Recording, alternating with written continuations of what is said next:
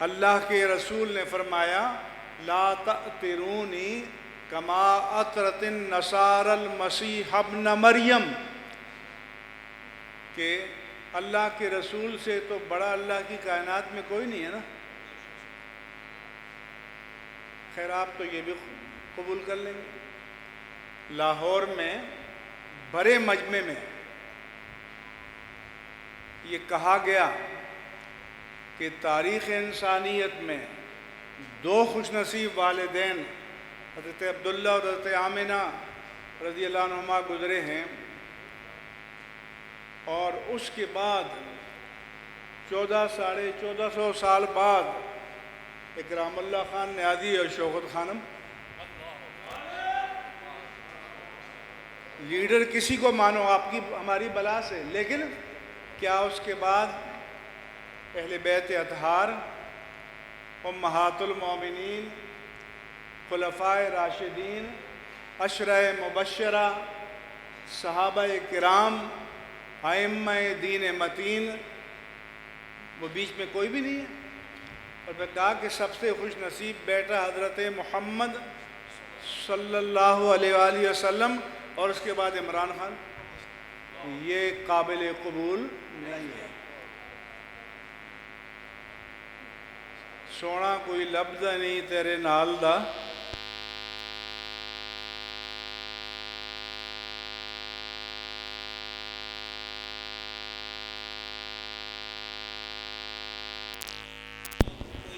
دنیا تے آیا نہ کوئی تیری مثال دا۔ ہمارے علماء نے تو کتابیں لکھی ہیں امتناع نظیر پر کہ اللہ کے رسول کا مثیل اور نظیر کوئی ہو ہی نہیں سکتا۔ اگر کوئی اور ہوتا مجھے بتاؤ، تو اللہ نے جسے اپنا حبیب بنایا، اللہ نے جسے اپنا، زور سے بولو، حبیب بنایا، اور وہ قادر مطلق، تو جس کو اپنا حبیب بناتا ہے اس سے بڑا کوئی باکمال پیدا کرے گا؟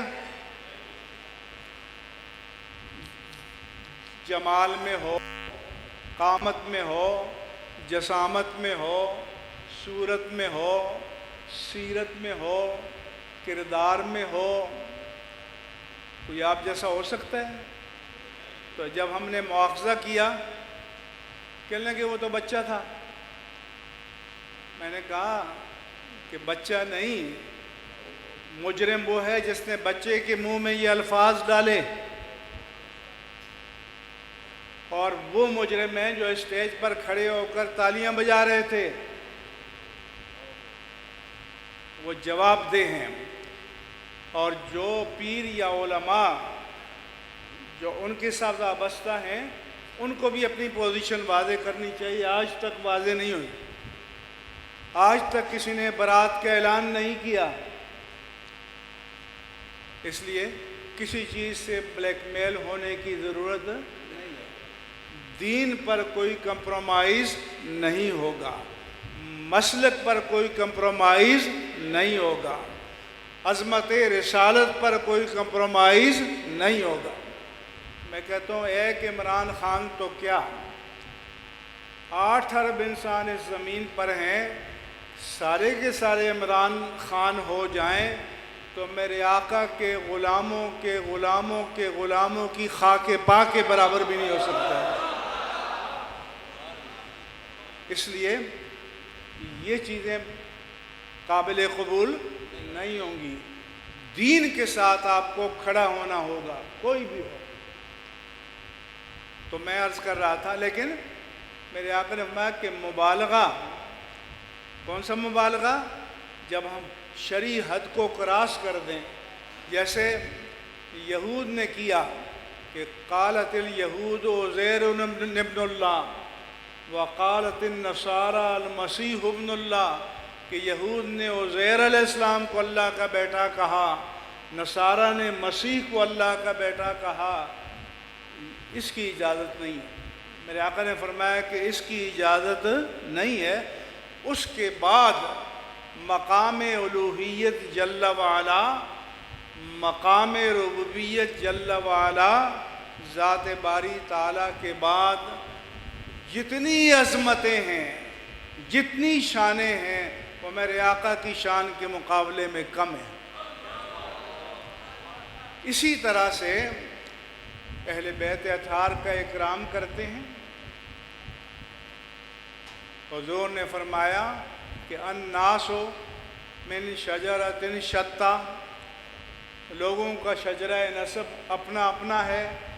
انا وعلی من شجرۃ واحدہ، میرا اور علی کا شجرہ نسب ایک ہے، لیکن اس کی آڑ میں جو راولپنڈی میں کہا گیا کہ میں سید ہوں، میرا نسب ہوگا فلاں بن فلاں بن فلاں بن فلاں، 1400 سال کا سفر طے کر کے بن امام حسین بن علی بن ابو طالب، کہتے ہیں محمد تو آئے نہیں، تو محمد کو ابو طالب میں ضم کر دیا۔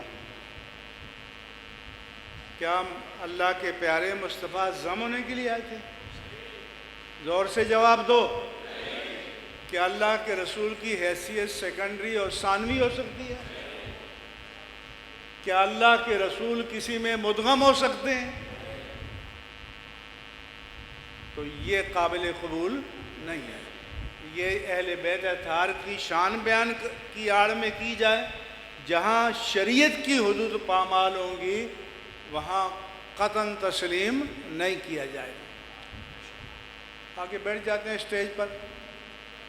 جی حضرت سیدہ آمنہ نے کیا لا الہ الا اللہ محمد رسول کہہ کر دودھ پلایا تھا؟ حضرت حلیمہ سعدیہ نے کلمہ طیبہ پڑھ کر دودھ پلایا تھا؟ ارے بھائی، اگر آپ کو اتنا مسئلہ بھی معلوم نہیں ہے کہ اس وقت تو اعلان نبوت نہیں ہوا تھا، جب اعلان نبوت نہیں ہوا تھا تو کلمہ پڑھنے کا مکلف بھی کوئی نہیں تھا، اس وقت تو دین فطرت کے مکلف تھے، دین توحید کے مکلف تھے۔ تو اس طرح کی لایانی باتیں لا کر، تو اس لیے دوسری بات یہ ہے، تأثر یہ دیتے ہیں کہ اہل بیت اطہار اور صحابہ کرام وہ ایک دوسرے کے مقابل ہیں۔ یہ قطعاً غلط ہے، یہ تصور غلط ہے، اور اس لیے فرمایا گیا کہ لا یجتمع حب علی و بغض ابی بکر فی قلب واحد، علی کی محبت اور ابو بکر کا بغض ایک دل میں جمع نہیں ہو۔ زور سے بولو، علی کی محبت اور ابو بکر کا بغض ایک دل میں جمع نہیں ہو سکتے رضی اللہ عنہ۔ جو محب علی ہے وہ محب ابو بکر ہے، اور جو مبغض علی ہے وہ مبغض ابو بکر ہے۔ اس لیے یہ دونوں محبتیں جمع ہو سکتی ہیں۔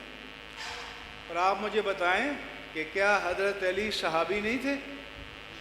زور سے بولو، کیا حضرت سیدہ فاطمہ الزہرا رضی اللہ عنہا صحابیہ نہیں تھی؟ کیا حسنین کریمین صحابی نہیں تھے؟ تو اس لیے جب ہم صحابہ کی شان بیان کرتے ہیں تو اہل بیت اطہار کے وہ افراد جو اس وقت موجود تھے وہ بھی ان تمام فضیلتوں کے حقدار ہیں، اور نسبت شرف یہ فضیلت زائدہ ہے۔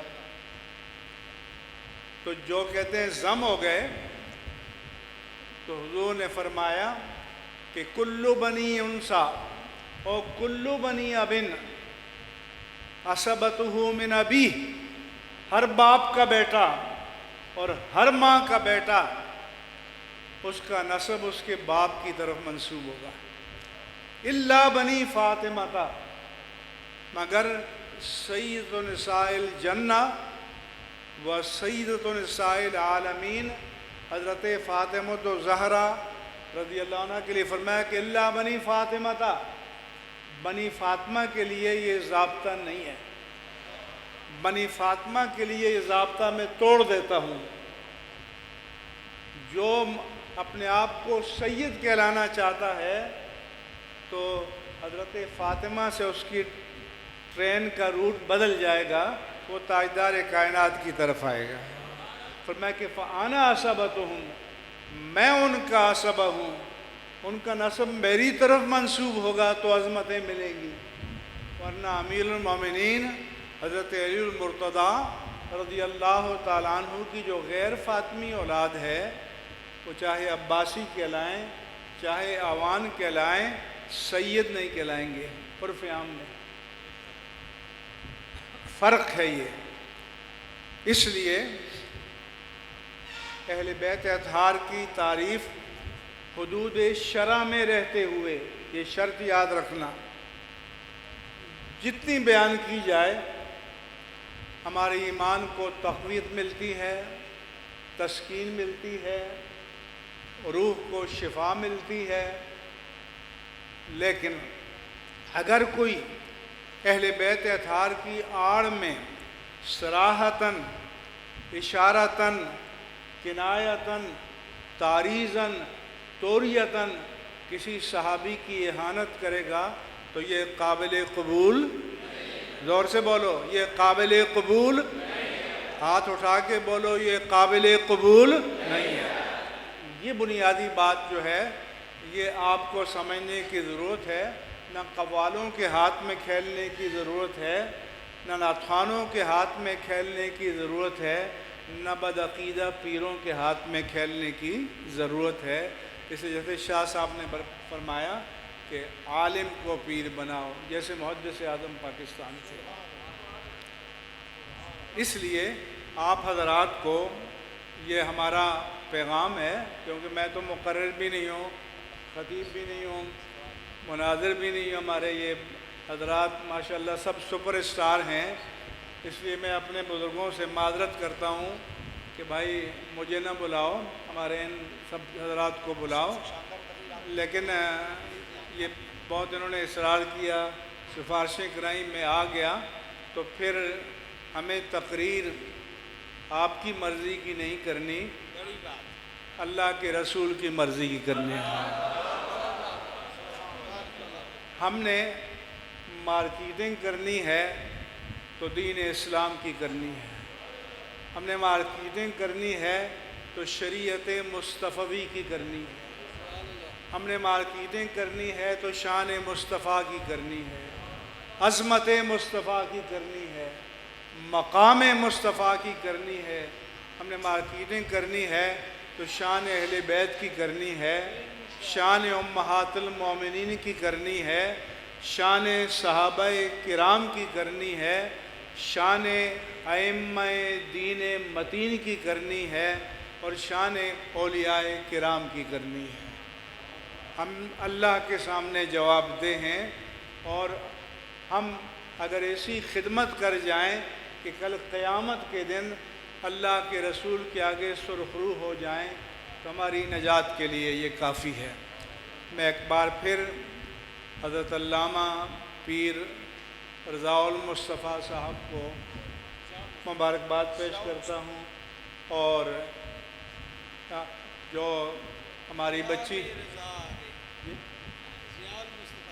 حضرت علامہ ضیاء المصطفیٰ صاحب زید مجدہم کو ایک بار پھر ہدیہ تبریک پیش کرتا ہوں، جو اس ادارے کے سرپرست ہیں محمد زاہد صاحب، ان کو مبارکباد دیتا ہوں، اور اس عالمہ فاضلہ کو اور ان تمام ان کے معلمات کو، متعلمات کو، طالبات کو مبارکباد پیش کرتا ہوں، اور آپ سب کو تلقین کرتا ہوں کہ آپ علماء سے جڑ کر رہیں، علماء سے وابستہ ہو کر رہیں، علماء سے رابطہ رکھیں، اور جو اتھینٹک اور مصدقہ اور ثقہ علماء ہیں ان سے دین کے پیغام کو سنیں۔ وما علیہ الا البلاغ المبین۔